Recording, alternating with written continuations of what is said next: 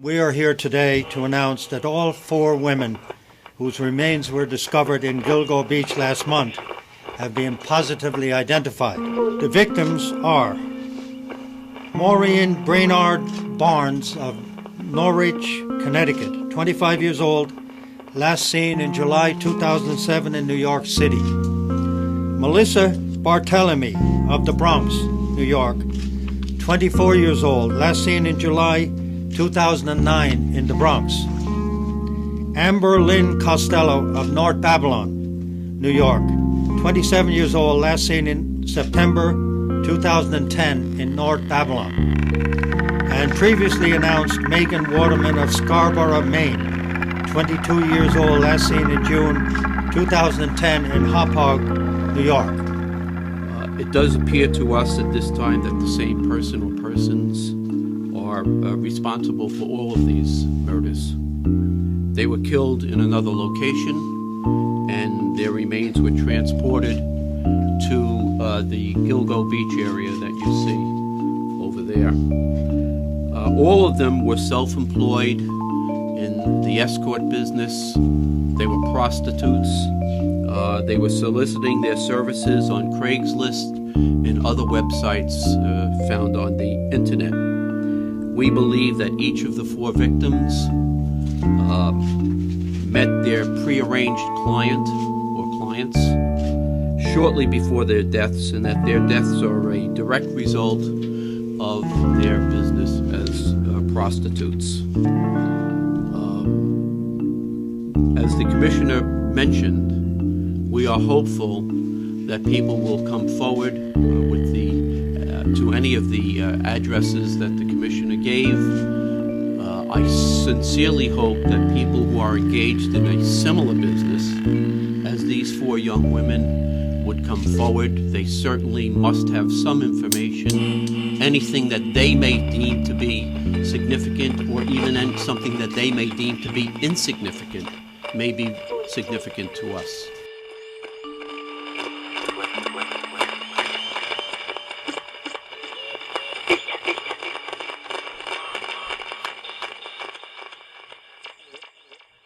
Saturday, April 20th, 1996. Fire Island lies along the southern tip of Long Island, a strip of land roughly 31 miles long.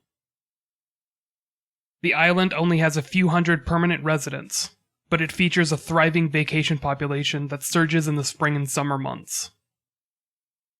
Of those thousands of tourists that visit, a few were walking along the beach of Davis Park. This is normally a very quiet, lonely stretch of shoreline that doesn't get a lot of foot traffic outside of the summer months. Just a few months beforehand, in January of 1996, one of the most damaging blizzards in American history had ravaged the East Coast. It had introduced incredibly low temperatures and extremely high winds in a dangerous combination that damaged multiple properties and even led to the deaths of 150 people. But in that storm, many things from Long Island had come adrift. Some properties, many people's belongings, etc. So when this group of walkers taking a stroll along this isolated stretch of beach saw something flapping in the wind, they decided to move closer and take a look.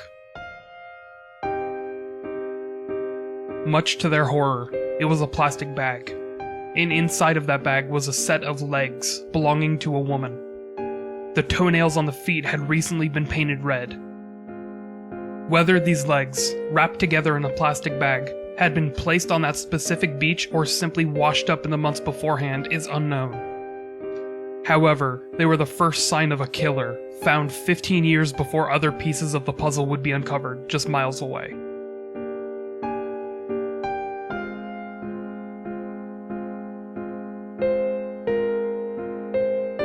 Welcome to the Unresolved podcast. I'm your host, Micheal Whelan, and this episode is part 2 of the Long Island serial killer, a man who had been terrorizing prostitutes for the better part of 2 decades before being discovered by happenstance. If this is the first episode of the podcast that you're listening to, I highly recommend you go back and listen to the first part of the story, episode 14. There will likely be a lot of details that don't make sense unless you do so, as this is a direct continuation of the story I began in that episode. Now, without any further ado, we step back in time to December of 2010, when Suffolk County police officer John Mallia had just discovered the first remains that would be attributed to the Long Island serial killer.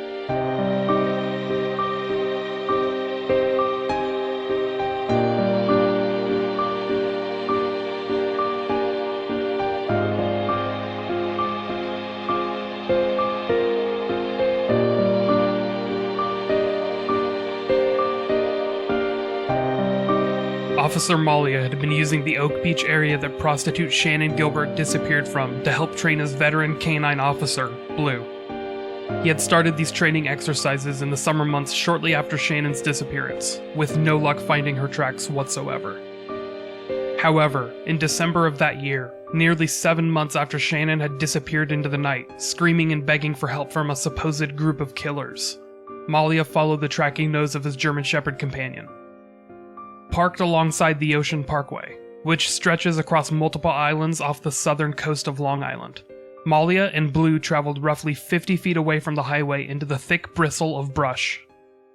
There, hidden in a marshy swamp-like area, Mallia discovered the source of Blue's speculative nose, a burlap sack, half hidden in the mud and the muck. As Mallia got close enough to look inside the burlap, which was already disintegrating due to the elements, he saw the skeletonized remains of a human being. 2 days later, Mallia would return to the scene with investigators and detectives who had started collecting evidence of the area. Blue remained in the car temporarily, as Mallia helped clue in the detectives as to where he had discovered the remains and in what condition they had been in. About 500 feet from the original remains, Officer Mallia stumbled upon another of those dilapidated burlap sacks. Inside, the remains of another human being. More police and investigators were called, as the scene began to look like something out of CSI. Ocean Parkway, the road I oft mention that serves as the main thoroughway throughout Jones Beach Island and Fire Island, was nearly shut down due to the amount of vehicles brought in. Even out here, in the gripping cold of a December along the New York coastline, Officers Mallia and Blue continued the search. By the end of the day, they had personally uncovered 2 more burlap sacks containing human remains, bringing the grand total to 4 so far. While the bodies were sent off to the Suffolk County Medical Examiner for testing, the realization that Long Island had a serial killer on their hands was beginning to surface. The breaking news that 4 bodies had been discovered just off of the Ocean Parkway, in the small and vacation-friendly hotspot of Gilgo Beach, was terrifying. In the hours and days before the bodies were identified, many speculated that Shannan Gilbert would be one of those 4. All of the bodies were found to be smaller in stature, roughly the same height as Shannan, and they all 4 appeared to be women. However, once the testing came back, it was found that none of the 4 were Shannan Gilbert. Instead, there were 4 other women that had been prostitutes that advertised their services on Craigslist and Backpage. 4 other women that had gone missing in the years prior, who ended up being asphyxiated and then their remains stuffed into burlap sacks. Similar to Shannan Gilbert, they had all led tragic yet hopeful lives, and they met a similar type of grisly unknown ending.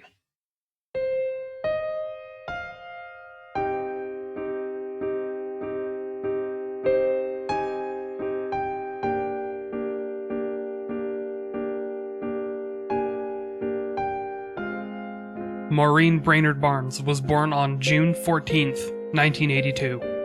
She was the daughter of a wandering soul, Bob Senecal, and a hard-working maid, Marie Ducharme. While she spent most of her life with her mother, Marie, Maureen more closely resembled her father, Bob. She was a dreamer, who never really took things too seriously. She wanted the best for herself, but she didn't want to work herself to the bone to get it. Maureen was the oldest of her family's 3 children, and many would consider her to be surprisingly the least mature of them all. Maureen was constantly finding herself stuck in a book, at least until she started to become a teenager and attract the attention of boys. At that point, any hope of her studying or succeeding in school became a lost cause. At 16 years old, Maureen had fallen in puppy love with her high school boyfriend, Jason Brainard-Barnes. Maureen left school to deliver her first child, a baby girl named Caitlin, and Maureen and Jason were soon married in a quickie wedding in their hometown of Groton, Connecticut. Not too long after that, Maureen moved in with Jason and his grandparents in Pawtucket, where they stayed until he enlisted in the army, leading them out of state. 2 years later, they returned to the Connecticut area, but would divorce amicably. They separated without a messy divorce, both agreeing that their daughter Caitlin would stay with Jason and enjoy the benefit of a quality school system. Maureen moved in with her younger sister, Missy, and began looking for work as a now 20-something with no high school degree. She began to jump from job to job, mostly minimum wage jobs with no permanent goal. Jobs that failed to capture her imagination in any way, shape, or form. She had been a poet for some time, and remained dead set on the idea of becoming a rapper. She was constantly writing lyrics to songs, which she would collaborate on with Jay DeBrule, a guy that lived down the hall from Missy's apartment. The two entered a friendship, which included, but was not limited to, sex, writing songs, playing video games, everything. Maureen would treat Jay's apartment like a refuge, where she would go and let her young daughter Caitlin play with Jay's daughter, who was just a year older. She would use his computer to tweak her MySpace page, where she would try and spread her music that she was writing. It just so happens to be at Jay's apartment where she clicked on a message from a modeling agency that wanted to take some photos of her. She took some photos, nothing risque, just face and body shots, which soon opened her up to the wide world of modeling. She posted those photos on her MySpace page, where she began to receive multiple offers. Unfortunately, almost all of those offers were for nude modeling or escort services. She continued to look for odd jobs, and eventually moved out with a roommate. It was allegedly during this time period, roughly around her 25th birthday, that Maureen began to dabble in drugs, particularly ecstasy and cocaine. She had also started to post Craigslist ads, advertising sexual services for men in her local area, before she realized that the money wasn't enough to justify it, and the odds of encountering people she actually knew were rising every single day. She would shortly start dating someone else, a guy named Steve, whom they would have a son together, a baby boy named Aiden. However, despite the love for her new child, the relationship with Steve did not last for long, and now Maureen had to juggle custody of her 2 children with 2 different fathers while struggling to pay for her rent and working odd, dead-end jobs. She began another job at a call center, before being let go, and finally striking out on her own as a full-time escort in Manhattan. Maureen Brainard-Barnes would travel to New York City for a weekend in July of 2007, hoping to earn enough money to fight off her pending eviction. She had a hearing that Tuesday, and her custody of Aiden was likely hanging in the process. Steve, her now ex-boyfriend, had been looking for any excuse to claim sole custody, and eviction would definitely solidify it as a reason. Maureen Brainard-Barnes was last seen near Penn Station in Manhattan, having rented a hotel room in Times Square. The day that she was due in court, her family noticed that she was missing. Jason Brainard-Barnes, her ex-husband, called her sister Missy, and had been trying to locate her. Missy reported Maureen missing to the Norwich, Connecticut police in their hometown. From there, she would end up logging into Maureen's emails and social media accounts to try and figure out where she was. This is how she discovered her sister was a prostitute. She figured that she would have a discussion for her, but that discussion would have to wait for another time, once Maureen was found. Unfortunately, Maureen would be one of the bodies discovered in that marshy swamp just off of the Ocean Parkway. She was the first one missing out of the 4 bodies discovered there, having been missing for over 3 years. The only break that the police ever had in the search for Maureen Brainard-Barnes was a clue that broke a few weeks after her disappearance, in 2007. Apparently, at that point, Maureen's cell phone had been turned on and pinged somewhere close to Fire Island. If you recall from the intro, Fire Island is a large, thin island located just slightly northeast of where the bodies would be discovered years later. It is also the place that the first sign of the supposed Long Island serial killer, the pair of women's legs that washed ashore, would be found way back in 1996.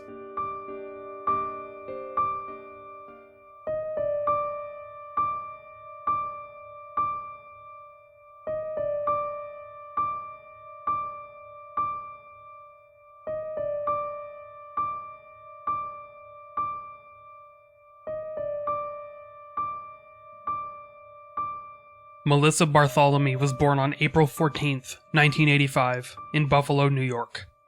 She was born to a single mother hell-bent on raising her without marrying her high school boyfriend. Melissa's mother, Lynn, would spend a large part of Melissa's youth working to support them. So Melissa would spend a lot of time with her grandparents. or, as she got older, supervising herself to make sure she stayed out of trouble. Unfortunately, Melissa grew up in an era where many of Buffalo's jobs were being outsourced to other areas, increasing the crime rate and poverty levels during Melissa's youth. When Melissa was a child, roughly 8 or 9 years old, her mother Lynn fell in love with another man, a black man named Andre Funderburk. The two moved out with Andre, and Lynn soon brought another daughter into the fold, Amanda. She was 9 years younger than Melissa, but the two got along great and funnily seemed like exact opposites. Melissa was white but had always wanted to be black, whereas Amanda would be half white and half black but always felt like a white girl. As Melissa grew older, she began to misbehave more and more. She would stay out longer than anticipated, hang out with unsavory characters, and even began slacking off in school. Her mother, Lynn, tried to intervene multiple times, but her methods seemed to always be ineffective. When Melissa started to date a local drug dealer named Jordan, Lynn believed there was nothing else she could do, so she sent Melissa down south to live with her biological father, Mark, in Texas. She was down there in Texas for 2.5 years, until she was nearly 18, when her trip culminated in her stealing her father's work van and driving around without a license. She was sent back to Buffalo, where she would finish out her senior year. When she returned, she was surprised to see that her family had moved out from their inner city neighborhood to essentially the farmland, away from all of her old friends and people she had known. Melissa decided to move out on her own, which meant that she would need to find a job and pay for her living expenses as she finished up her high school degree. She had dreams of going to beauty school and becoming a hairstylist, perhaps opening up a salon of her own one day. She found a job at a pizzeria, which lasted for a time, at least until she graduated. Then she began working at a Supercuts, which was unfortunately the only job matching her work criteria that she could find at the time. She would eventually start seeing her old ex-boyfriend again, Jordan, the drug dealer. Everyone in her family urged her to cut off the relationship. Even Andre, her mother's now ex-boyfriend and the closest thing to a father that Melissa ever had. On a trip to New York that Melissa took with Jordan, she met a man named Johnny Terry, whom allegedly offered Melissa a job cutting hair. Unfortunately, Johnny Terry was his legal name. His street name was Blaze, and he was a pimp that worked in a less than stellar area of the Bronx. Within a short time of heading to New York City, Melissa discovered that the hairstylist job Johnny offered wasn't real. Her and Jordan weren't long together, and she soon fell in with Blaze and began working as one of his prostitutes. Before long, she was renting a basement apartment which was used to house her many cats, many of which she had taken in as strays. She ended up getting a tattoo on her lower back, emboldened text with her pimp's name, Blaze. Melissa Barthelemy ended up getting arrested once, dated September 12, 2008, for soliciting prostitution. She pled guilty, but received no jail time or fines, just a 5-day stint of community service. Every now and then, her younger sister Amanda, now a teenager, would come and visit. Amanda recalls her sister leaving for work at night and coming back early in the morning, something that she now knows as her older sister going on dates, quote-unquote. When things between Melissa and her boyfriend/pimp Blaze began to hit the skids, she started utilizing Craigslist to advertise her services. Just like Maureen Brainard-Barnes, she had decided to cut out the middleman and pocket all of the cash herself. Unfortunately, Blaze soon discovered this and had a group of his other prostitutes attack Melissa and steal her money one night. Melissa was beginning to hit rock bottom. She had dabbled with drugs like cocaine during her quote-unquote dates, but was beginning to develop a bit of a problem with alcohol. Now, after the beating at the hands of Blaze's prostitutes, things were looking more dire for her in New York. Her family pleaded with her to move back to Buffalo, and to live with them and to take a job at a friendly-owned cosmetologist. Soon, she promised. On July 11th, 2009, Melissa sent her younger sister, Amanda, a text message. She wanted Amanda to come out and visit again. Later in the day, on July 12th, she deposited $1,000 into her bank account, profits from a night spent with a client. Melissa Barthelemy was last seen outside of her apartment, sitting on the curb and likely waiting for a ride. Her phone would dial out once that evening, a call to her ex-boyfriend Johnny Terry, aka Blaze, but he wouldn't answer. Blaze alleges that she had another appointment that night, a $1,000 spender that he personally knew of. However, since he and Melissa weren't working together anymore, he wanted nothing to do with her and avoided the call. Melissa's family immediately noticed her absence, especially since they were now planning on having Amanda go out and visit her older sister again. Melissa's landlady noticed her absence too, due to the endless purring of her countless cats. Melissa's family checked with local hospitals to try and find her, and then tried to report her missing. The police essentially waved them away, saying that Melissa was an adult with no history of mental illness. Also, she was a prostitute, immediately making her expendable in their minds. It took nearly 2 weeks for the police to file the proper paperwork to make Melissa an official missing person. By then, though, Melissa had disappeared and would never be seen alive again. 4 days after Melissa's disappearance, things took an incredibly dark turn. Her sister Amanda, 9 years her junior and now just 14 years old, received a phone call. On the caller ID, it appeared to be coming from Melissa's own cell phone. "Hello," she asked, excited to hear from the sister that had been missing for a few days. With a future trip to visit pending, she was undoubtedly excited to get this call from her doting older sibling.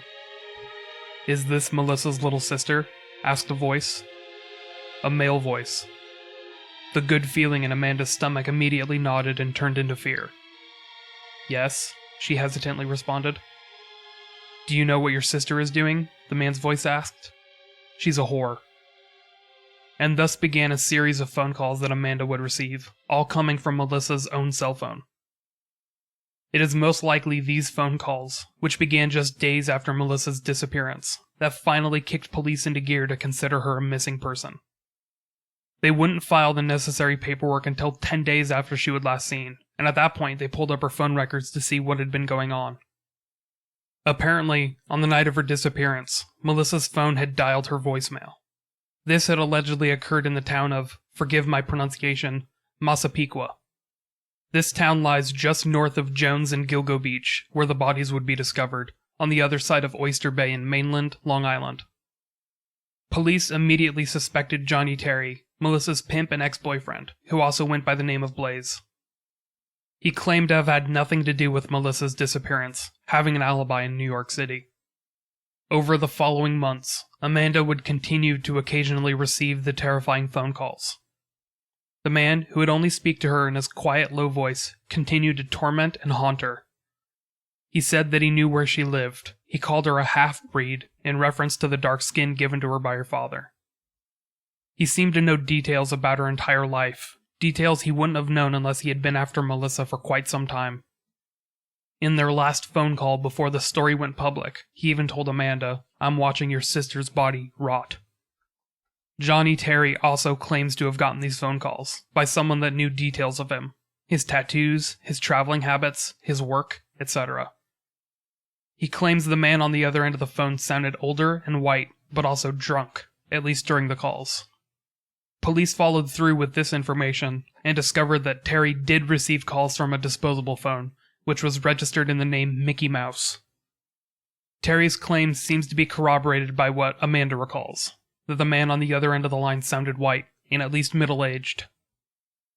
However, perhaps most troubling of all, is that the calls to Amanda would all be traced back to busy areas of Times Square in New York City. Whoever it was that possessed her phone would only turn it on when he was safely anonymous in a crowd and make the calls from there.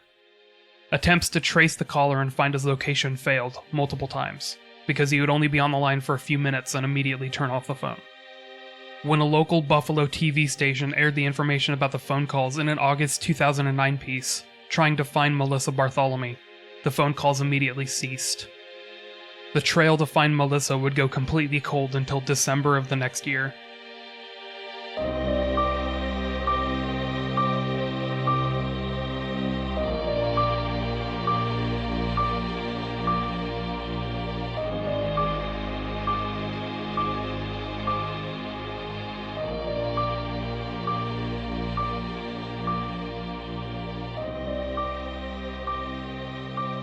Megan Waterman was born on January 18, 1988, to a troubled home in Portland, Maine.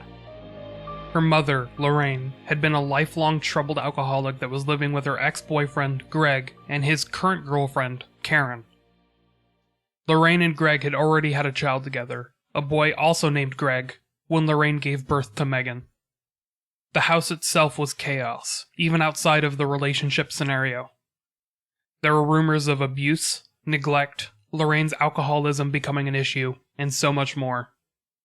When Megan was just a baby, her grandmother, Muriel, began making reports with child services and filed for custody of her 2 grandkids. She was a tough old woman who had raised 6 kids of her own and had known that Lorraine was the most troubled of any of them. Megan and Greg Jr. were taken away by child services, and the only family member fighting for custody was their Nana, Grandma Muriel. Lorraine was nowhere to be seen, but Muriel would sacrifice her weekends to petition for custody and visit the kids while they were in foster care. Lorraine, Megan's mother, began to suspect that Muriel only wanted custody so that she could keep her federally subsidized housing, but it makes no difference. Grandma Muriel was the guardian that both Megan and Greg Jr. needed, and both Lorraine and their father, Greg Cove, signed away custody. Unfortunately, by this point, both Megan and Greg had become little hellraisers. Both were starting fights at school, starting fights outside of school, starting fights at home, mouthing off to anyone when they didn't get their way, and they were struggling at school. Megan would be diagnosed with ADHD, but even after the diagnosis would get kicked out of elementary school, and even had the cops called on her in 1st grade when she was caught misbehaving outside. The words most commonly used to define Megan Waterman were defiant, fearless, and reckless. She would pitch a fit until she got her way, and if that wasn't enough, she would battle or threaten. As she grew up throughout her teenage years, she was in and out of trouble.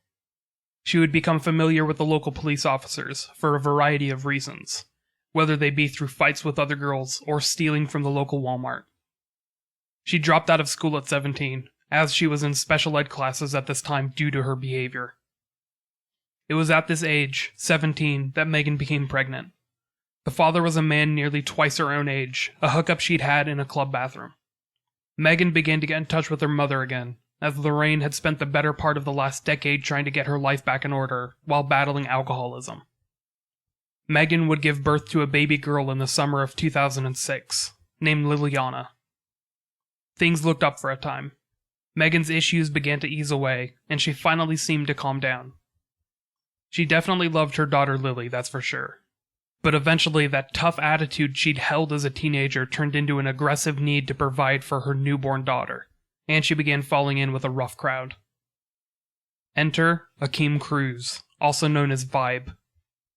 Vibe was a guy from New York that hung out with a pretty hardcore crew. He always presented himself as the level-headed member of the group, even though he was younger than most. So it was no surprise when Megan began to be drawn to his silent confidence. Unfortunately for Megan, Vibe was also a manipulative wrecking ball. Vibe had been arrested for a variety of charges, including possession of illegal narcotics and an illegal weapon as just a teenager, but rather than face his charges, had begun lying low in Megan's neck of the woods, Portland, Maine. And now, as Megan began to fall into the world of drugs and prostitution, Vibe was right there to help her along the path. Of course, Vibe was there to collect a profit, but wasn't with Megan when she ran into trouble. In October of 2009, Megan was arrested for soliciting prostitution, and over the following months would go on to be robbed twice by the Johns that she was meeting up with. Vibe was absent for all of those encounters, yet he would still be there to help her post her ads online and collect a cut for himself. Vibe was also a burgeoning drug dealer, mainly specializing in cocaine. Megan was a client of his, and would even steal bits from his stash at opportune moments, but she would also hide his drugs at her grandmother Muriel's house when visiting. During one of these visits to her grandmother's, after a particularly violent fight with Vibe, the police staged a raid of his hotel room, where they found Vibe hiding out with 3 others, and stacks of stolen goods that his clients would trade in exchange for coke. He would be able to post bail of $50,000 that day, and the charges would eventually be dropped because the police didn't have a warrant, an odd oversight for a hotel raid. However, now Megan and Vibe both needed to get some quick money. He had just had most of his belongings seized by police, and lost $50,000 for bail. Megan began to plan a trip out to Long Island, where she would be able to make up to $1,500 a night. In June of 2010, Megan checked into the Holiday Inn Express in Hauppauge, a suburb of Long Island located just 25 miles north of Gilgo Beach. At around 8 o'clock on the evening of June 5th, she would be seen leaving the hotel with her boyfriend Vibe. However, she would come back just half an hour later and spend a few hours in her hotel room. She made some calls to friends and family, including one to her grandmother Muriel, who was the constant babysitter for her daughter, Lily. She also placed one call to her mother, Lorraine, whom she had been in the process of repairing her relationship with. The last phone call she would make, at roughly 1:20 in the morning, was to Vibe. Approximately 10 minutes later, security cameras would see her leaving the hotel, and an employee would recall seeing her walking down an adjacent service road towards a nearby convenience store. Many assume that she was just meeting up with a client, as she had posted a Craigslist ad just an hour or so beforehand. When Megan didn't call and check in the next morning, Vibe began to get nervous. He began placing calls to her friends and family, asking if they had seen her. Finally, he took a trip to the Holiday Inn that she had been staying at, but when the hotel staff checked her room for activity, they told him that she wasn't there. Sadly, due to Vibe's nefarious activities and the possibility of him being arrested, he didn't immediately report Megan's absence to the police. He called the police once to report what kind of jewelry Megan had been wearing when she disappeared, but he didn't want to risk seeing them in person and being arrested himself. Unfortunately, this kind of shady behavior made Vibe, known legally as Akeem Cruz, the main suspect in Megan Waterman's disappearance. He was arrested about a month after Megan's disappearance, charged with criminal menacing with a dangerous weapon, for an incident unrelated to Megan. He managed to escape that arrest, but would be arrested yet again in August for possession of crack cocaine. This time there was no bail set, so he wasn't able to escape so easily.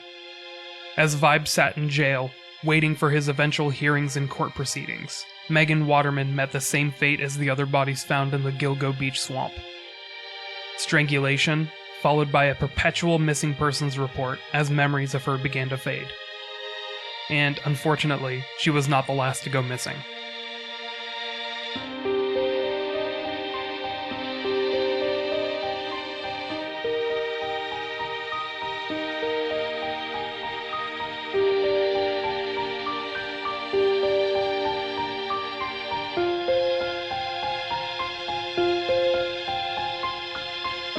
Amber Overstreet was born in October of 1983, the second of two daughters. Her parents, Al and Margie Overstreet, were the epitome of a love story. Her, Margie, the woman born into an upper-middle-class family, and he, Al, the boy from the other side of the tracks that lived a blue-collar lifestyle. Amber had an older sister, Kim, who was 6 years older than her. Despite the age gap, the two would become close friends throughout their lives, and remained close even when things soured later on in their lives. The four-piece family lived a pretty idyllic lifestyle, for a time. They lived in Gastonia, North Carolina, a decent-sized suburb in the Charlotte area. All of the family recall this time as being very cheery. Family dinners as their father, Al, reconnected with his huge family. Happy memories, the works. Unfortunately, when Amber was just 5 years old, this happy family unit would receive a terrible burden. The family lived next door to a 26-year-old young man named James, who would take the two Overstreet girls to play tennis just a few blocks away. During one of these visits, things turned terrible for 5-year-old Amber. The details are fuzzy, but this somehow ended with James raping Amber. What happened after is what's unclear. Amber always thought that James went to prison, but the other family members recall Al putting a shotgun to the younger man's head and threatening to kill him. However, no police incident is on record for whatever happened on this day, suggesting that things were solved off the books and the police weren't even called. Unfortunately, the damage had been done. One can't even imagine what kind of toll that would take on a poor 5-year-old victim of such a heinous crime, but the family unit began to totally fall apart. Margie, the mother, began to suffer from a serious nervous breakdown that required hospitalization. Al, who had to continue on as the sole parent for a time, began to abuse alcohol and was arrested on more than one occasion for DUI. The family found themselves together again when Amber was becoming a teenager, but things would never be the same. Their mother was forever scarred by what had happened to her own daughter on her watch, and their father was barely holding it together as is. Kim, Amber's older sister, became the de facto leader of the house when Al and Margie began to suffer from health issues. She was now just 19 or so, and had begun working her way through college with 2 jobs, when she was also counted upon to be the nurse for her ailing parents. It was during this time that Kim began to be drawn into the world of prostitution. It originally revealed itself through a college classmate, who promoted it as a type of erotic massage company, but it eventually showed its face to be what it really was, an illicit prostitution ring. Unfortunately, Kim's behavior began to rub off on Amber. As Amber progressed through her teenage years, she began to turn tricks for neighborhood boys, which eventually led to her simply working alongside her older sister. And, sadly enough, the work seemed to be fulfilling to her. Amber was always known as a sweet and innocent person, an emotional girl that would work her butt off to be accepted and loved. This was the type of world that would chew her up and spit her back out, but she openly embraced it, either due to her personal nature or her childhood trauma. She just loved to please other people. Everyone recalls her being such a caring, nice person. The company that both girls were now working for, Co-Ed Confidential, was beginning to go through some serious changes. What had started as a place for the girls to host parties was starting to become a drug-dealing operation, leading to many of the young women developing drug problems of their own. Older sister Kim had begun to struggle with a cocaine addiction, while Amber had started to dabble with heroin. Things were not looking up for either of them. Amber would begin to find her religious faith, and seek help at a local church. The pastor, named Charles West, apparently became like a father to Amber, taking her in and helping her get clean for a time. But when he passed away just a short time later, Amber relapsed. She got married to someone during this relapse, a man named Micheal Whelan, but apparently the marriage wasn't long for this world. They had barely been married a month when they divorced amicably. A short time after that, Amber would flee with her older sister Kim to Florida for a fresh start. There, her and Kim would drift apart while she got clean again and began to work herself into the close-knit church community of Dundon. She would meet John Costello, a local from there. Amber, unfortunately, wasn't able to have children, a symptom of the traumatic rape that had occurred in her youth. The two struggled through a couple of miscarriages before getting lucky with adoption a year into their marriage, a baby boy named Gabriel. The young couple would come and visit Amber's father, Al, during a Christmas holiday. That was the year that her mother, Margie, had passed away. Amber tried to convince her father to get closer to Christ, and seemed to finally have her act together. Unfortunately, this newfound happiness didn't last long. Amber's marriage to Don disintegrated quickly, culminating in her trying to shoplift toothpaste from a Publix. She was supposed to face charges that February, in 2009, but disappeared from Florida before then. Over the years, Kim had had a total of 6 children. She kept working throughout their lives, and had been dealing cocaine on the side of her prostitution. However, she would try and start to go legit. Moving back to North Carolina, she had found a regular day job, and began a healthy relationship with a guy named Dave, who doted upon her like she was a princess. Funnily enough, it was Dave Schaller, Kim's boyfriend, that tried his hardest to get Amber's life back in order. He was the one that paid for Amber to fly up to their home in North Carolina, twice actually when she blew the money for the first ticket on heroin, and allowed his girlfriend's sister to live with them while she tried to get her life back in order. He worked to get her a place in rehab, worked to find her a place in a recovery center, and was the only one that would visit her on the weekends. It was during this stint at rehab that Amber would meet a man named Bjorn Brodsky, a rail-thin stick of a man that everyone ironically called Bear, who stood just a few inches taller than Amanda. He was a man that had led a troubled life, leading to him being arrested for breaking and entering to support his drug habit. He had checked into rehab so that he could help raise his infant son, even though the relationship with the boy's mother had completely soured. Amber and Bear grew close during this period of time, and he would go on to move in with Amanda, Dave, and Kim once he was released from rehab. Dave, who was older sister Kim's boyfriend, began to see himself as the guardian of the group, a guy trying to help a bunch of misfits get their lives back in order. A short time after Bear would be released, though, Amber and Kim would begin to float the idea of working as escorts again. They both needed the money, and subtly proposed the idea to both Dave and Bear. Bear was okay with it, but Dave was much more hesitant. He wanted to help the sisters better themselves, not help them right back into a troubled path.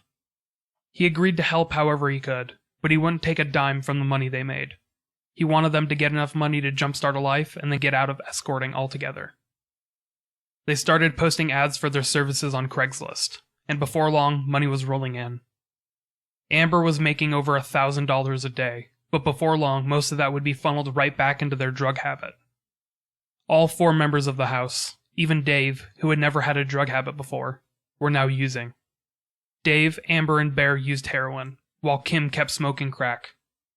Bear would be arrested in August of 2010 when a cop randomly searched him to not only find a pocket knife, but cocaine and heroin. Amber raised funds to bail him out just days later, but Bear would then drop an emotional bomb on her. He told her that he had always planned on leaving, but now he needed to do so completely and get clean so that he could be there for his infant son. Bear left, and now Amber was heartbroken. She returned with Dave to his home in Babylon, New York, and carried on looking for clients through Craigslist ads. On September 2nd, 2010, she went back and forth with a client for a while, bartering on price and terms. Whoever it was, he promised Amber a lot of money for a night of work, at least $1,500, and he would pick her up at around 11 o'clock that night. By this point, Kim had left the house already, leaving Dave for an ex-boyfriend. So that night, when Amber started walking down the street to get picked up by this client, there was no one there to recall any details. Dave was now too high to notice anything around him, and the client was too smart to be seen by anyone nearby.